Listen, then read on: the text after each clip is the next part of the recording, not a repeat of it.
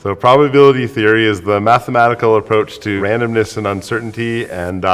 we try to study how things that are random proceed, often proceeding in time, and how randomness gets more and more random over time. So a good thing to think about might be if you're gambling at a casino, let's say, and you have a certain probability of winning each bet, but then if you bet over and over again, then you can say, well, what's the probability you're going to end up winning more times than you lose, and so on. And so we can say a lot of things about what happens to those probabilities in the long run, and in particular, that's why casinos always make money, because the odds are a little bit against you, and over the long run, that becomes more and more important.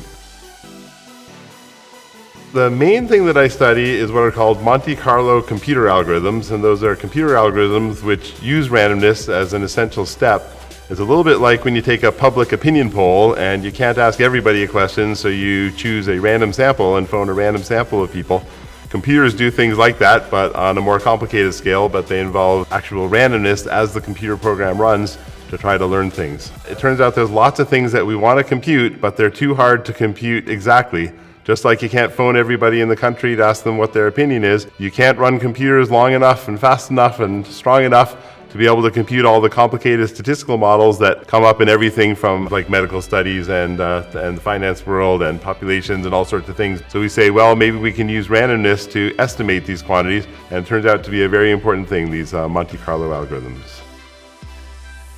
There's more and more data that's coming to us, and there's bigger and bigger computational problems, and computers are getting faster, which is good, but that only takes you so far. Computers also have to get smarter, which means we need better computer algorithms.